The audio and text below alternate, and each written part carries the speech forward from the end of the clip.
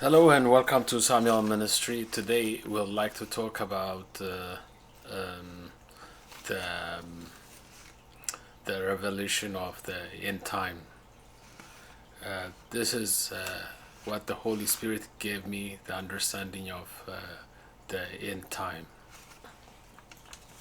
Before we begin, I would like to just focus on what is the end time and how and when has started end time. This is, I believe, is timely, accurate to discuss about it right now, and there's misconception about this subject, and hopefully will clarify things for people who hear this, and how clarify help you for this for your Christian journey is every time when confusion clarified and answered, it makes you closer to holiness and righteousness, and at the same time when God's way make purposely or unintentionally confused by people or by entities, then uh, uh, we are far away from God. Whenever we hear His voice, His law and His guidance is very clear, and whenever far from God, His way is always confusion for us. Having said that, things I would like to explain today where guarantee will change you, and it will help you with your journey. And this is, before I start, this is Samuel Ministry, and please go ahead and prescribe. So there is more, my teaching will be on this video, and you will receive it if you prescribe and press that the bell buttons. And thank you ahead for that. And let's just start it. And the end time of the Bible describe it started at the beginning when Adams and Eve fell down, and that falling down from the blessing of God and from the order of God. There was no law back then, but it was an order. And falling down from the order of God start time, because they were in eternity. They were supposed to live forever, but the falling down bring the time what we count right now. And everything else was created in eternity, and by falling down become the end time, and everything connected to the beginning, and everything is not connected to the beginning, and then the message is distracted, and it's not clear. So if it's not clear, that means God is not talking. So when God is speaking, it's very clear and very simple, and every human creatures should understand the voice of God when He's speaking. And having said that, there's people purposely or unintentionally confusing the mass by creating artificial dates on the coming of the Lord, or counting according to the situation in their own life and in their own situations and their own environments. And having said that, that's all error of human beings. The real counting started at the beginning when Adam's fall from the order. When the order disrupted by sin, by disobedience of Adam and Eve, and collaborating with the devil, and that started the end time. The end time started with separation from God. God put the curse. That actually, God didn't put the curse on the people, Adam and Eve or the devil. They put it on themselves by deciding doing what they're supposed to doing. So the end time started at the beginning, and we counting down since then. And there was a total separation, man and God. So man left alone, and with plan, with no plan, with no purpose, with no looking for tomorrow. It just confused and fearful, and doesn't know where to go. It's just the only thing he come up with to hide from his creator. That's what Adam did. He was fearful, and he felt lonely, and he hide from God when everything was the way it was. Nothing changed in the Garden of the Eden, but the only thing changed was his heart. Not even himself didn't change, but his heart transformed. That is the key. The heart is the key for understanding God's kingdom and God's principle, God's law. The heart. The heart make decision how close we want to be to God or how far we want to be. And this indicates, there's a few verses that indicate, but I picked 3 verses that help us to understand everything we do with God. We do it, we communicate with God with our heart. The heart is the key for our transformation, and as it was at the beginning, when Adam's fell, when his heart fell first and became fearful, when things were the same, it was the same before his sin, but the only thing after his action was his heart became fearful. And saying that, the Romans chapter 2 verse 15 and Hebrews chapter 10 verse 16 indicates that the law is written on every heart. That will show you whether we read the Bible or not, whether we ignore God or not. The law is already written within our heart. So this indicates the way we walk with God is with our heart, not with our understanding, or not with our sight, or with what we hear.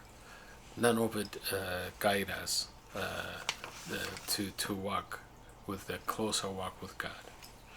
So that's where this close walk with God, with our heart, is also started at the beginning. At the beginning, there were order, and also at the beginning, disobedience from the order come. And the disobedience, the order come with the consequence of death. And that was the curse they put upon themselves. So when they were kicked out from the Garden of the Eden, then they experienced death, the hardship, separation, and the unity of man failed. And because of that, killing each other, the first death introduced to them by Abel and Cain, come the second sin, and also right after that, fear and judgment from God came to Cain. And you have to understand, all these things are connected to us and connected to the end time what the Bible described and what all the prophets preach about it, and what Jesus indicates how it's gonna be. So it's all connected. Even Jesus took it back to the day of Noah, and he took it back to Sodom and Gomorrah, and all these things are connected. So this is what I'm trying to show you. When you connect things from the beginning and finish, and you see the clear message of Jesus Christ, and the Jesus Christ message, God's plan for us accordingly, smoothly is going well. The only one I don't understand it is it's us, because it's things God's way and spirituality only understood and communicate through our heart. And until we know that, and until we clearly practice and live within connected with God with our heart, and then we will have a hard time to understand God's plan and God's calendars. So the timing is perfect when we understand God. And Jesus Christ is the key for the end time. And how is so? Because the end time will be declared by coming of Jesus Christ for the second time. That's only time we have given. When the time is finished, that means Jesus Christ will be arrived the second time. And that is the indication we received from the Bible, and that is the promise we received from Jesus Christ. It shows this is a key. Jesus is not a created person or man-made ideas. So to know that Jesus was forever King, Jesus was the King of Kings forever. We go back to Luke chapter 20 verse 41. It will show us he was already seated by the right hand of God, equal to God, before he even come to earth and crucified 2,000 years ago. He was already sitting with God. And even King David was worshiping him and acknowledging he is the Lord, who David was worshiping him. And that was a long time ago, before he came to earth and he died. So it will show you he is a God that was guiding the nation of Israel, and he was the one came down and crucified it and complete the work of God. So why this is important? Because it is not he is the time of God, and because he's the time of God. When we see Jesus Christ's life, and when we find him in every verse in the Bible, so it's easier to see the timing of God. He was at the an Old Testament of the Bible, and he is the New Testament of the Bible, and he also the end and the new beginning of the Bible. So he was a revelation, he was the beginning. So we have to know he is the center of the time of God. And the next thing we have to know is the beginning was the end, and how the beginning become the end, the process, how the Bible put it, we need to understand that process. the way we understand it is when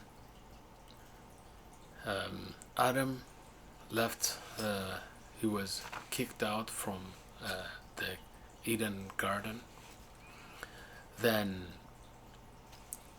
God and man was completely separated, and God was as at his throne. He has no way of connected with Adam and his generations, his kids, and they were suffering here because the intensity of sin was increasing.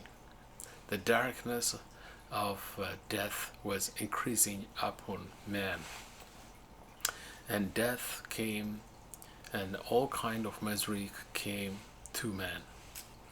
And when they experiencing death and sin, they were forgetting God.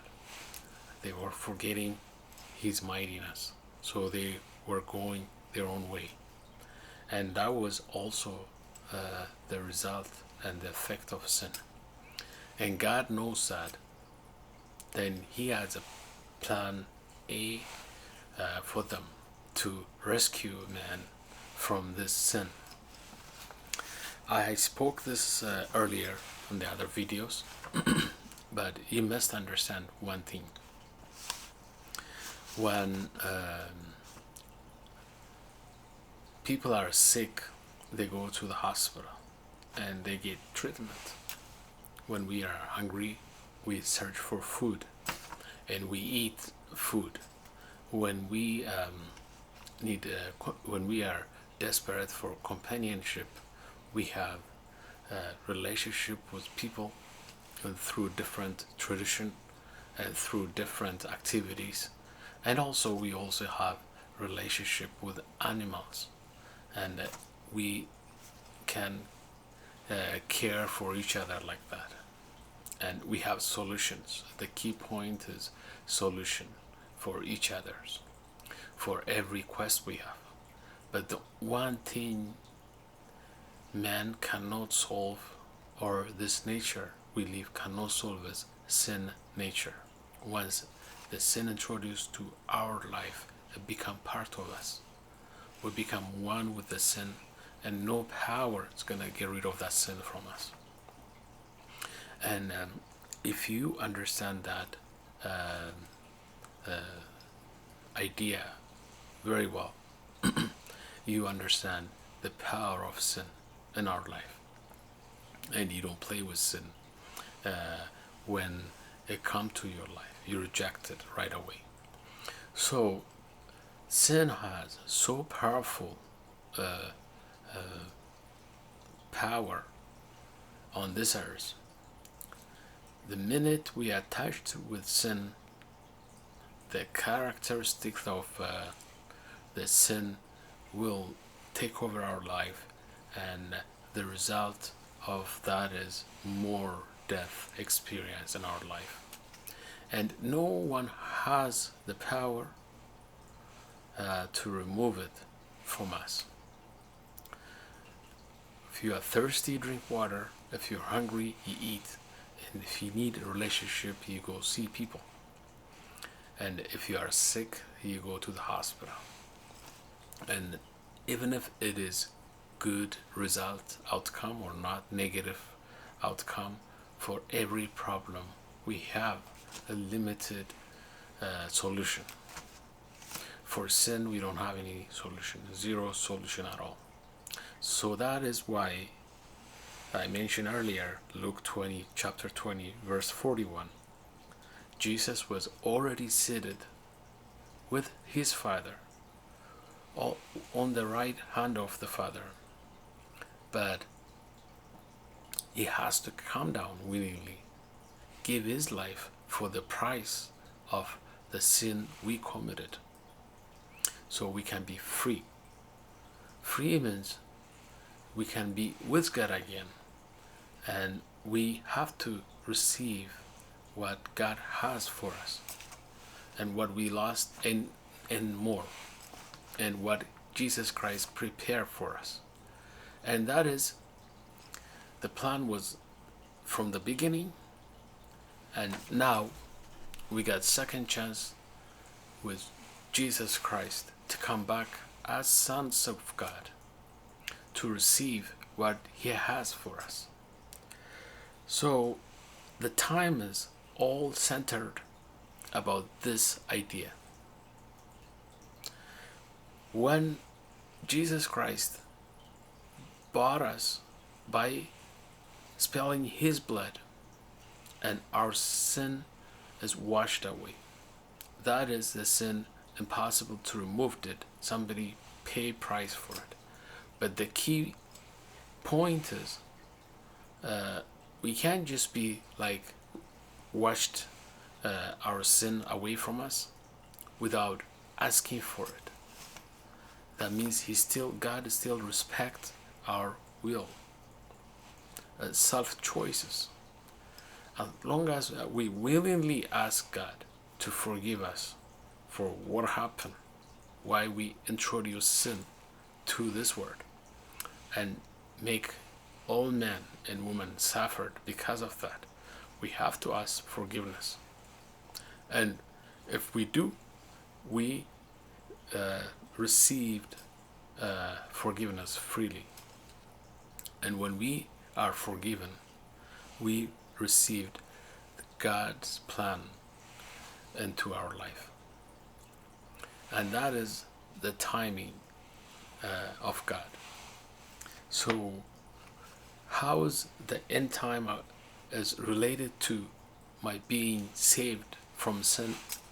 Is the same thing.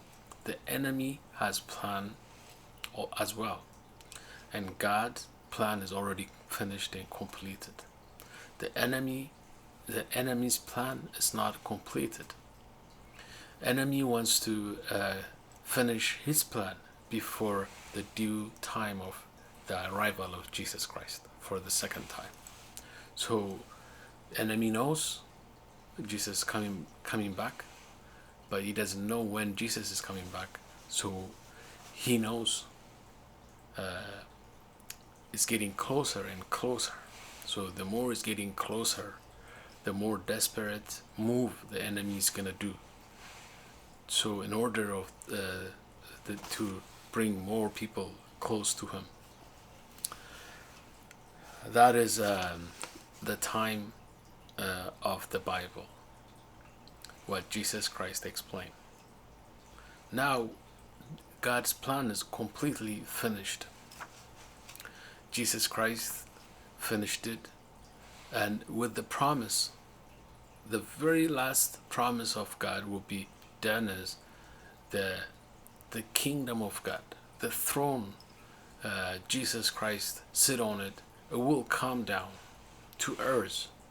So next time when Jesus Christ come here on earth, he will be sitting on his throne and to rule the whole universe from here, because that's what his victory gave him, and that's what he bought by spilling his blood for us.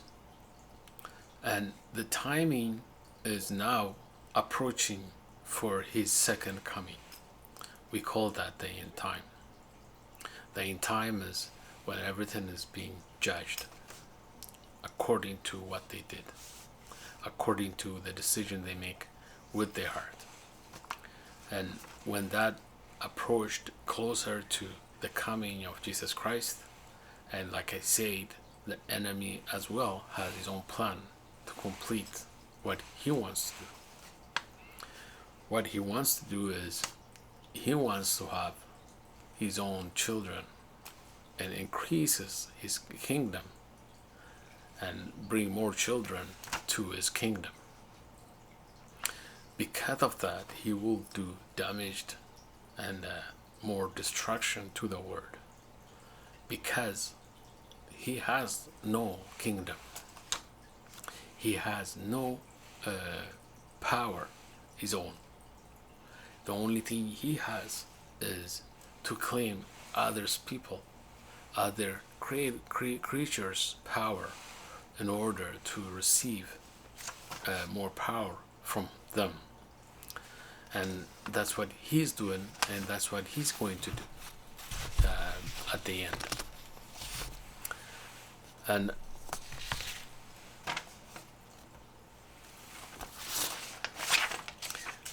so, where are we now in that time? Obviously, Jesus Christ, he gave his life for the price of sin. That is past already. And this is the luckiest generation ever existed, because we will receive the life of eternity while we're living here, because that's what is the price gave us, the price of Jesus Christ's life, the death of Jesus Christ and resurrection of Jesus Christ.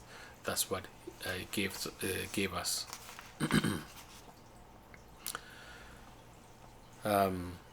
So the next approach is the enemy is gonna do the same thing.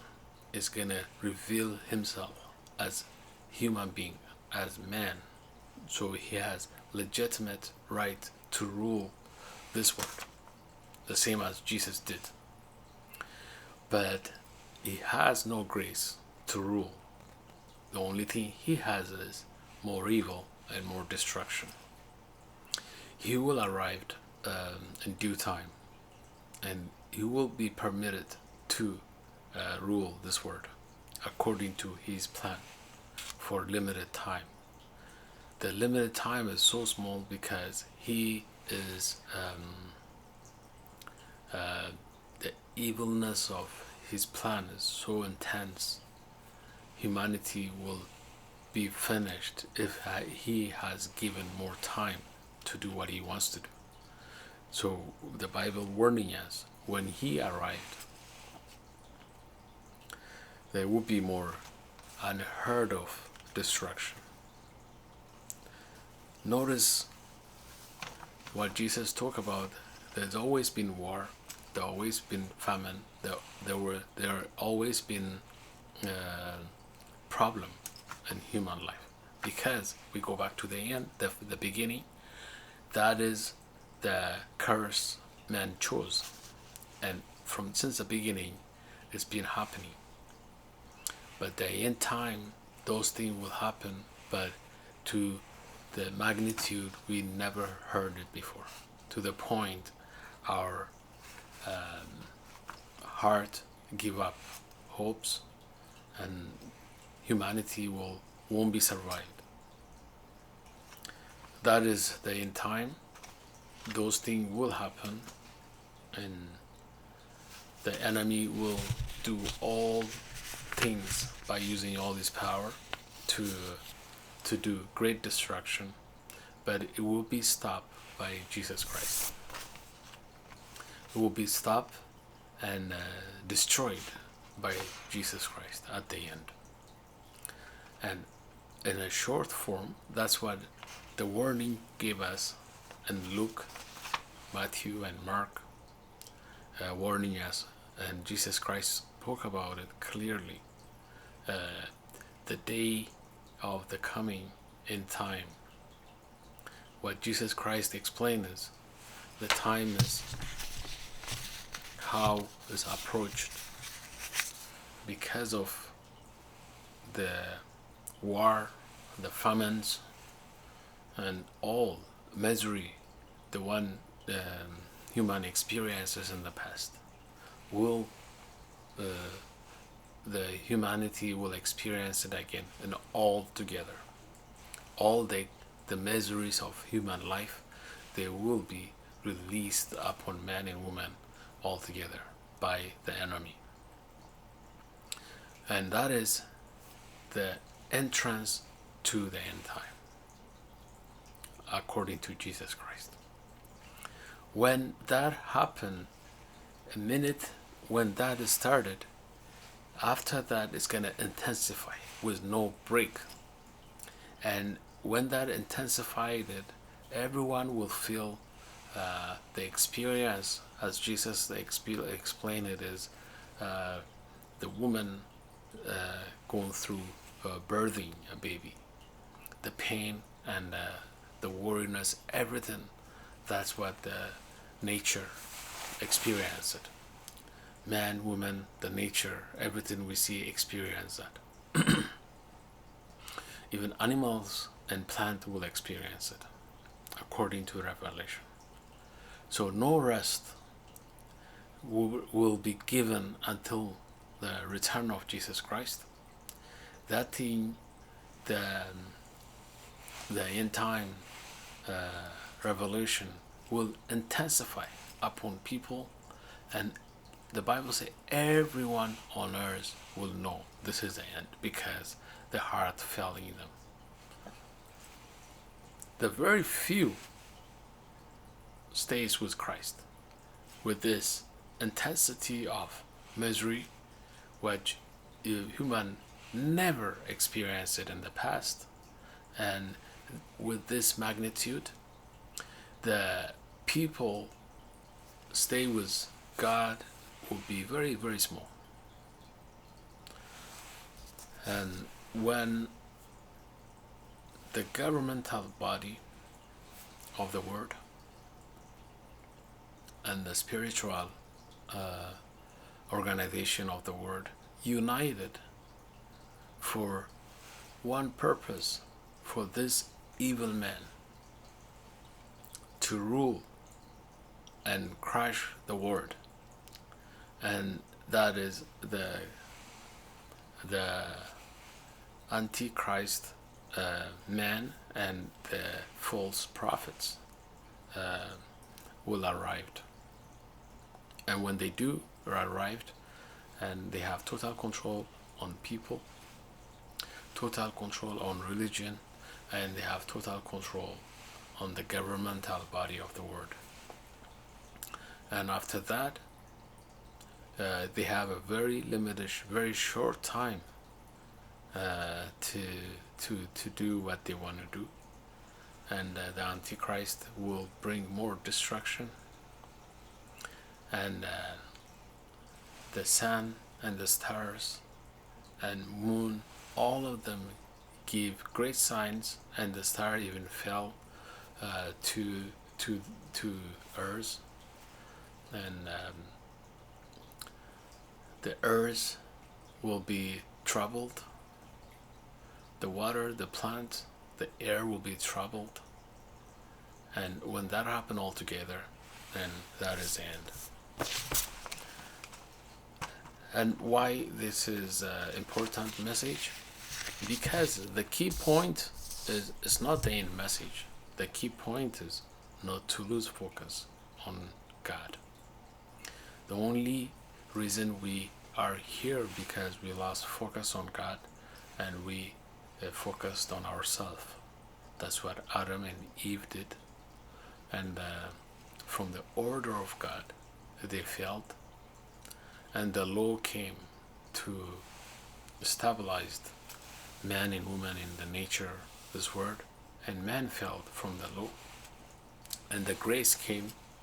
The grace cannot fail because it was made, the covenant of grace made by God in Jesus Christ.